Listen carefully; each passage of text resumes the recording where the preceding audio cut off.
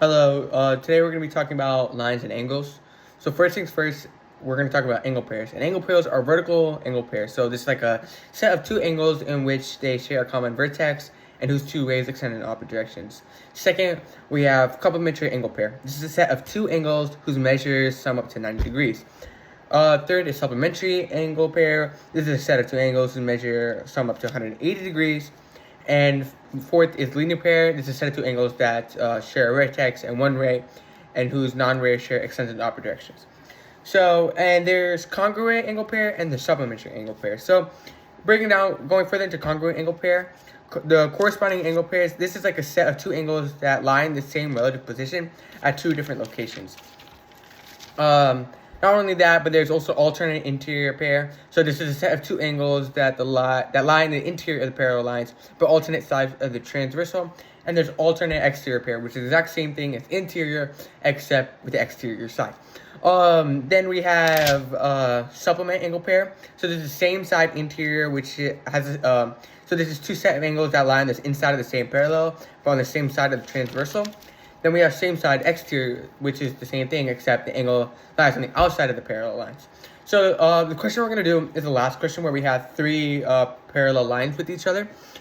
And we have a one transversal that creates a 140 degree angle on the top, and a 180 degree 140 degree angle on the top, and a 120 degree angle on the bottom.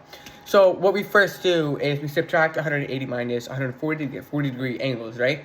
So we can figure out the acute angle will be 40 degrees angle.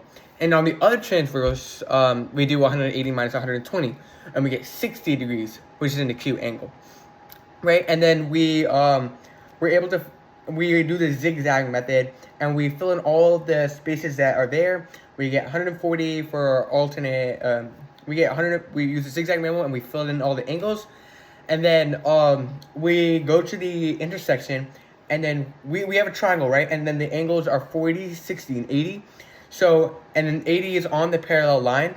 So 180 degrees is equal to 80 degrees will equal to 100 minus 80, right? So then that would means 180 minus 80 is equal to 100. So the missing angle x is equal to 100 degrees. So yeah, that's pretty much it. And we can go through another question as well. So this time there's only two parallel lines. And we have like almost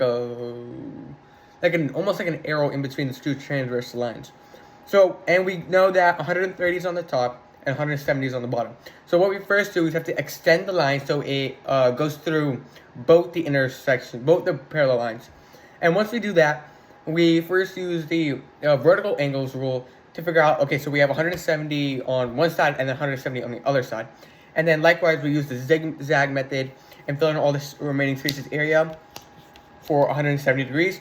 Likewise, we do the same thing with the 130 degrees. And now we've created a triangle. Now, using the complementary angle pairs, we know that 130 minus 180 is equal to 50, and 180 minus 170 is equal to 10. So you get 50 and 10. And now all the angles in the triangle have to equal up to 180. So we use 50 plus 10, and that minus 180, and we get 120. Now, since we have 120, and that's the angle for the vertical one, right? And now we have to find the angle of the transverse lines, right? So we use the complementary angle again. So we know that 180 minus 60 is equal 180. I said the answer. 180 minus 120 is equal to 60. So we know that the angle is 60 degrees Celsius. And yeah, that is pretty much it for lines and angles.